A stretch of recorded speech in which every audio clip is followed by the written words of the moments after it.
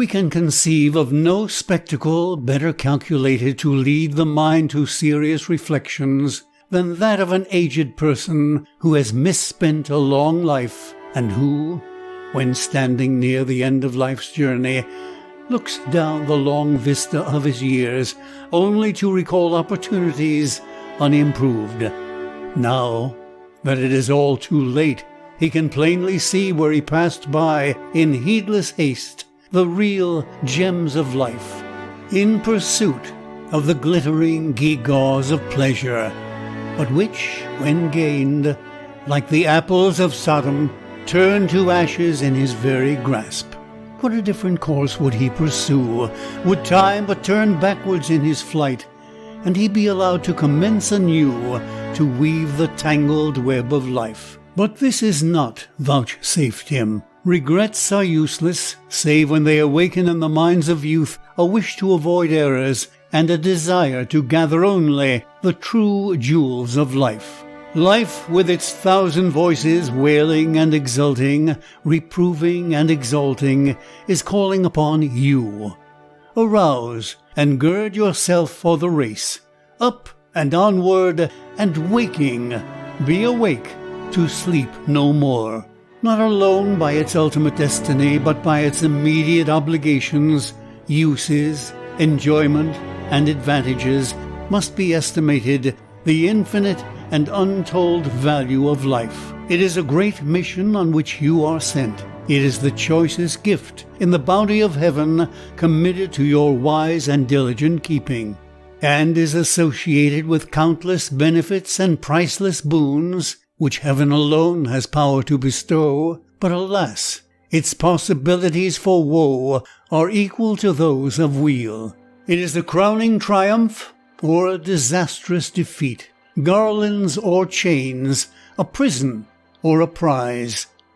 We need the eloquence of Ulysses to plead in our behalf, the arrows of Hercules to do battle on our side. It is of utmost importance to you to make the journey of life a successful one. To do so, you must begin with the right ideas.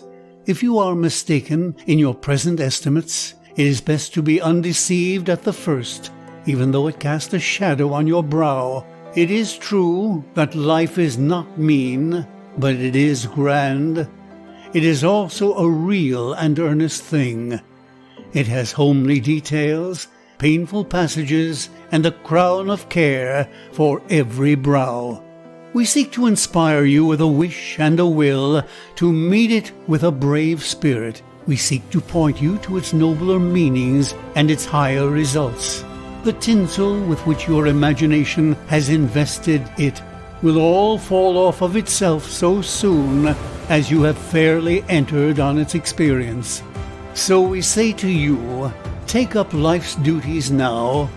Learn something of what life is before you take upon yourself its great responsibilities. Great destinies lie shrouded in your swiftly passing hours. Great responsibilities stand in the passages of everyday life. Great dangers lie hidden in the bypaths of life's great highway. Great uncertainty hangs over your future history. God has given you existence with full power and opportunity to improve it and be happy. He has given you equal power to despise the gift and be wretched. Which you will do is the great problem to be solved by your choice and conduct.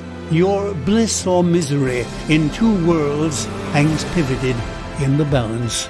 With God and a wish to do right in human life, it becomes essentially a noble and beautiful thing. Every youth should form at the outset of his career a solemn purpose to make the most and the best of the powers which God has given him, and to turn to the best possible account every outward advantage within his reach. This purpose must carry with it the assent of the reason, the approval of the conscience, the sober judgment of the intellect. It should thus embody within itself whatever its vehement in desire, inspiring in hope, thrilling in enthusiasm, and intense in desperate resolve. To live a life with such a purpose is a peerless privilege, no matter at what cost of transient pain or unremitting toil. It is a thing above professions, callings, and creeds. It is a thing which brings to its nourishment all good, and appropriates to its development of power all evil. It is the greatest and best thing under the whole heavens. Place cannot enhance its honor. Wealth cannot add to its value. Its course lies through true manhood and womanhood, through true fatherhood and motherhood, through true friendship and relationship of all legitimate kinds, of all natural sorts whatever. It lies through sorrow and pain and poverty and all earthly discipline. It lies through unswerving trust in God and man. It lies through patient and self-denying heroism. It lies through all heaven-prescribed and conscientious duty, and it leads as straight to heaven's brightest gate as the path of a sunbeam leads to the bosom of a flower. Many of you today are just starting on the duties of active life. The volume of the future lies unopened before you. Its covers are illuminated by the pictures of fancy, and its edges are gleaming with the golden tints of hope. Vainly you strive to loosen its wondrous clasp. 'Tis a task which none but the hand of time can accomplish.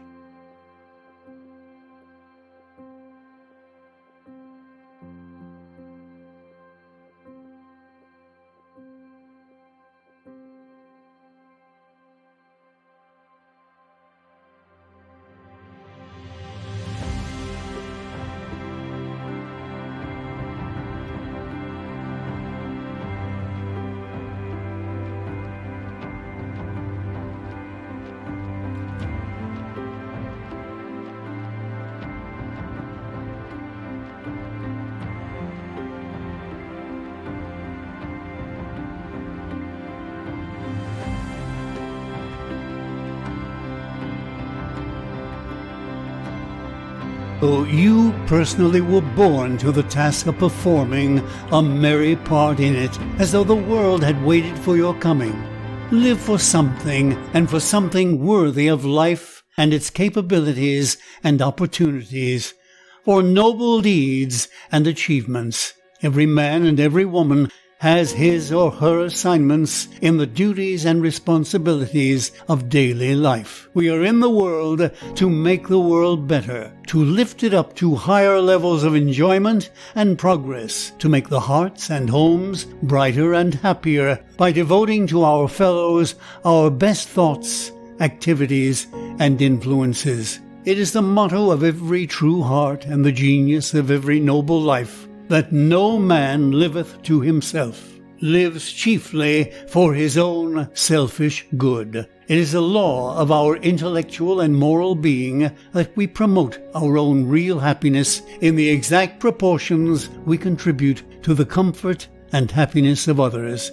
Nothing worthy the name of happiness is the experience of those who live only for themselves, all oblivious to the welfare of their fellows. That only is the true philosophy which recognizes and works out the principle in daily life that life was lent for noble deeds. Life embraces in its comprehensiveness a just return of failure and success as the result of individual perseverance and labor. Live for something definite and practical. Take hold of things with a will, and they will yield to you and become the ministers of your own happiness and that of others. Nothing within the realm of the possible can withstand the man or woman who is intelligently bent on success. Every person carries within the key that unlocks either a door of success or failure. Which shall it be?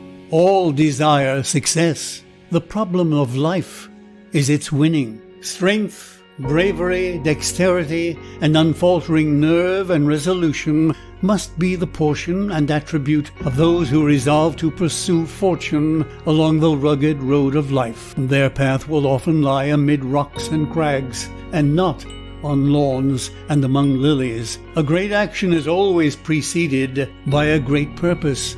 History and daily life are full of examples to show us that the measure of human achievements has always been proportional to the amount of human daring and doing. Deal with questions and facts of life as they really are. What can be done and is worth doing, do with dispatch. What cannot be done or would be worthless when done, leave for the idlers and dreamers along life's highway. Life often presents us with a choice of evils instead of good. And if anyone would get through life honorably and peacefully, he must learn to bear as well as forbear, to hold the temper in subjection to the judgment, and to practice self-denial in small as well as great things. Human life is a watchtower. It is the clear purpose of God that everyone, the young especially, should take their stand on this tower, to look, listen, learn, wherever they go and wherever they tarry. Life is short, and yet for you it may be long enough to lose your character, your constitution, or your estate. Or, on the other hand, by diligence you can accomplish much within its limits. If the sculptor's chisel can make impressions on marble in a few hours, which distant eyes shall read and admire, if the man of genius can create work in life that shall speak the triumph of mind 1,000 years hence, then may true men and women, alive to the duty and obligations of existence, do infinitely more. Working on human hearts and destinies is their prerogative to do imperishable work, to build within life's fleeting hours monuments that shall last forever. If such grand possibilities lie within the reach of our personal actions in the world, how important that we live for something every hour of our existence, and for something that is harmonious with the dignity of our present being and the grandeur of our future destiny. A steady aim, with a strong arm, willing hands, and a resolute will, are the necessary requisites to the conflict which begins anew each day, and writes upon the scroll of yesterday the actions that form one mighty column wherefrom true worth is estimated. One day's work left undone causes a break in the great chain that years of toil may not be able to repair. Yesterday was ours, but it is gone. Today is all we possess, for tomorrow we may never see.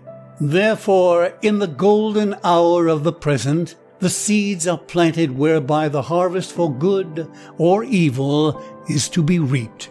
To endure with cheerfulness, hoping for little, asking for much, is perhaps the true plan.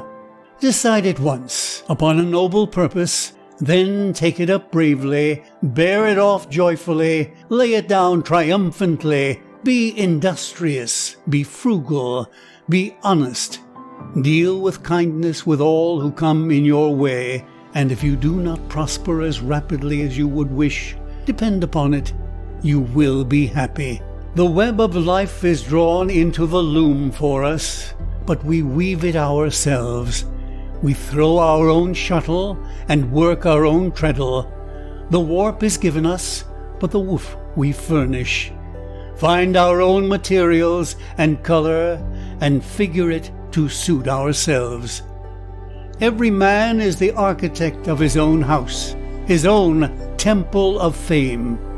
If he builds one great, glorious, and honorable, the merit and the bliss are his. If he rears a polluted, unsightly, vice-haunted den, to himself the shame and misery belongs. Life is often but a bitter struggle from first to last with many who wear smiling faces and are ever ready with a cheerful word, when there is scarcely a shred left of the hopes and opportunities which for years promised happiness and content. But it is human still to strive and yearn and grope for some unknown good that shall send all unrest and troubles to the winds. and settle down over one's life with a halo of peace and satisfaction. The rainbow of hope is always visible in the future.